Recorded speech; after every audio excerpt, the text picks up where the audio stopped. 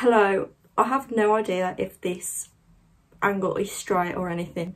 Also, I wasn't planning on filming this video right now, so I'm really sorry if it's a bit chaotic. I was supposed to be going out, I had plans to go out, and then my friend cancelled on me last minute, so I'm ready to go out. I thought instead of wasting a great face of makeup and alcohol, I'm just going to film a video instead. So I've got my vodka and orange because why not? And I'm going to film my Hot Girl Summer TBR. It's just my summer TBR, but Hot Girl Summer TBR just sounds better, doesn't it? Yeah, I don't really... Obviously, as I said, I wasn't planning on filming this video right now, so I haven't really prepared anything, so I don't know much about the books I'm going to speak about, but I'm going to show you them and say what I know about them. So first I'm going to start with like obligation reads. They're not really like obligation, but they kind of are. The first one, I'm just going to get it out of the way because I'm really not looking forward to reading this. But this is Battle Royale by Quotient. I can't really say what this is for, but some people will know what it's for. I'm reading this. Sarah, this is for you. So this is basically like, this is the book that The Hunger Games was based on. It's about a class of like kids and they have to fight to the death, apparently. This is a chunky book. This is so big. It's 600 pages. I've read bigger, but I don't know. I just feel really intimidated by this book. I don't want to say anything about it. I don't want to think about it anymore. Just know that I've got to read this over summer. The next sort of obligation read is The Southern Book Club's Guide to Slaying Vampires by Brady Hendricks. This isn't really an obligation, but I'm doing a buddy read of this with Chloe from Chloe Hamsey Reads and Bisma from Hates Bisma. And I am really looking forward to this book. What I know about this is there's this book club, and then one night after the book club meeting, one of the people is attacked, and I'm guessing it's by a vampire. That's all I know about this book, and that's all I want to know about it. But yeah, I'm going to buddy read this in like the middle of July, so really excited for that one. The next book is also sort of an obligation read, and it's Throne of Glass by Sarah J Maas. It's kind of like the whole of this series is kind of an obligation because Sophia from Tanya and Universe is holding a Throne of Glass read along, and all of the girls want me to read this series, so I'm gonna have to take part in Sophia's read along. I'm so intimidated by this series. I read A Court of Thorns and Roses this year, the series, and I really loved it, and I'm glad that I read it, but the thought of a whole nother series, and there's so many more books in this series than in ACOTAR, it's really intimidating. But I am gonna read this series over summer. I don't really know anything about this series. All I know is that the main character is called Selena or Selena. And I think she's an assassin. Yeah, and that's all I know, and that's all I want to know, honestly. I think that's it for the obligation reads. So I'm just going to move on to my normal books, what I want to read. Most of these are romance. I feel like romance is just such a summer genre. So yeah, the majority of these are romance, minus a classic and a thriller. So first, I want to finish the After series by Anna Todd. I'm currently on After Ever Happy, which is the 4th book in the series. So I'm currently reading this one, and then I want to read the final one, which is Before. And then I've completed this series. The After series, if you don't know, it's about 2 college students called Tessa and Hardin, and they meet and they have a really toxic relationship, and it basically just follows them throughout college. It's really like not good literature when you take a step back and look at it objectively, but it's so addictive to read, and it's incredible. Next is Find Me by Andre Ackerman. Again, I don't know how you say his surname. I'm so bad at pronouncing authors' names, I'm so sorry. But this is the sequel to Call Me By Your Name, and I want to read this summer because Call Me By Your Name, I read it in about February, I think, and it was just such a summer book. Like, it's set in Italy over summer, and it just gives you major summer vibes, and I'm gonna guess that this one does the same, although I'm not sure if it follows the same sort of timeline. I don't know if it's set in summer again, but the first one gave me major summer vibes, and this cover gives me major summer vibes as well. So I defo want to read this in summer. If you don't know what Call Me By Your Name is about, it's about this boy called Oliver and this other boy called Elio. I forgot which one is the younger one and which one's the older one, but basically it's a gay romance, and one of the men is quite a bit older than the other one. I forgot which one's which, I'm so sorry.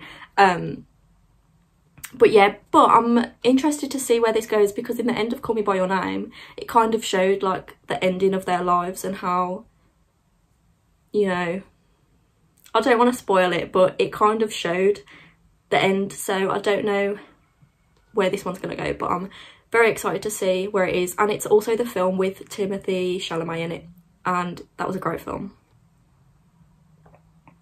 Okay, next I have New Moon by Stephanie Meyer. No one is allowed to call me out for this. So Twilight is my favourite film series probably ever made, other than like Marvel films. I love the Twilight films so much. They're like comfort films to me. I just think they're so incredible. Obviously I know that, again, objectively speaking, they're not great, but I love them. And I've read the first Twilight book, but I haven't carried on the series, so that is definitely something that I want to work on this summer. So I definitely want to read New Moon, and then if I can, I'll read Eclipse and Breaking Dawn as well. But definitely New Moon. I'm going to assume that you all know what Twilight's about, but if you don't, vampire romance, Edward and Bella, incredible. So yeah, I want to carry on this series over summer. Next I have my thriller. I think it's a thriller, it's not romance. It's The Maidens by Alex Michaelides. Again, I think that's how you say his name. What I've heard, this is a dark academia thriller.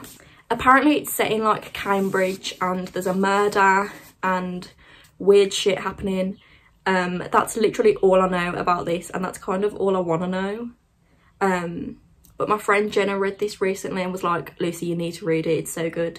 So I'm really excited for it. I also have The Silent Patient by this author, and if I like this one, I think that I'll read The Silent Patient as well this summer. Next I have a classic. I never thought that I would be saying this. I don't read classics at all. The only classics I've read are ones that I've read for like school years ago.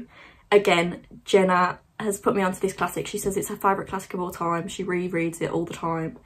And that is Pride and Prejudice. I do have a different copy of Pride and Prejudice as well, again, that I've never read. It's a really nice copy, but I want to annotate this when I read it, so I got the Wordsworth Classics edition, and I have quite a few of these Wordsworth Classics editions, but I've never read a classic, so I don't know why I own them. I just haven't read them yet. I literally know nothing about this novel. It's about Mrs. Bennet that wants to find a good match for each of her 5 daughters. She's mocked by her cynical and indolent husband. Sounds good. I'm really excited to read this. I haven't even watched a Pride and Prejudice film. Might be shocking, but yeah. So this is the classic that I want to read this summer. Next, I have The Kiss Quotient by Helen Huang. I think that's how you say it. This was bought by my friend Jenna. Jenna's getting so many mentions in this video. She'll be getting another one in a minute as well. But yeah, this is The Kiss Quotient. This follows a girl who has Asperger's, I think, and I've never read anything that has Asperger's rep in it. It's a romance. I think this girl like hires an escort, and then it turns out she wants like this escort to be a recurring thing, and the escort has never done that before, so he's unsure, but then I think they end up falling in love. I'm guessing that's what happens. It's a romance, and that's what I would assume would happen. Again, this is my last mention of Jenna, I think, for this video. But Jenna knows that I love Taylor Jenkins Reid. Taylor Jenkins Reid is my favourite author. And so she got me another Taylor Jenkins Reid book, one of her older books, Forever Interrupted.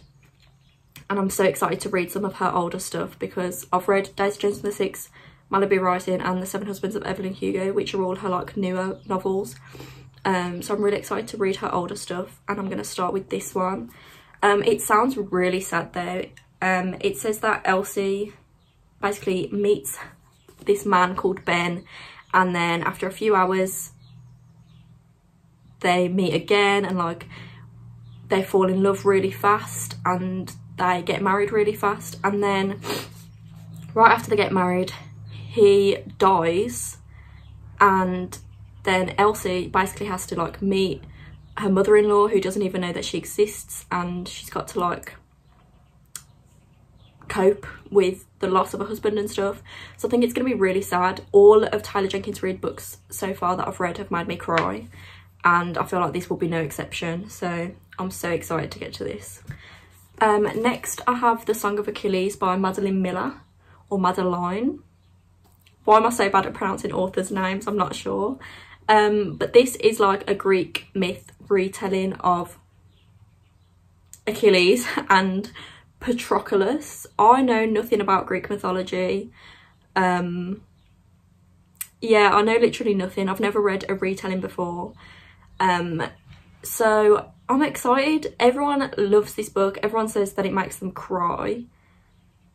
So I don't know if I'm emotionally and mentally stable enough for this, but I want to read it anyway. I don't have anything else to say about this. I'm gonna read this. Okay, and I have 5 more, and recently I've been watching a lot of Steph Bora. I think that's how you say her surname. But she reads so much romance, and all of these next books were completely inspired by her. She raves about these books, and I wanted to read romance this summer, so I bought them. So first I have Addicted to You by Krista and Becca Ritchie. This is the first book in this series. I think this book has got like, this series has got like 1 million books in it. They're all the books in the series, I think. So yeah, there's a lot. Basically, I think that this is like a fake dating trope in this book. Lily likes to sleep with a lot of people, and then Lauren, who is a man, has a drinking problem, and they pretend to date, I think, so that people don't notice that she's sleeping with loads of people and he is an alcoholic. And so I think they're like pretending to date, but then in the end they actually end up together.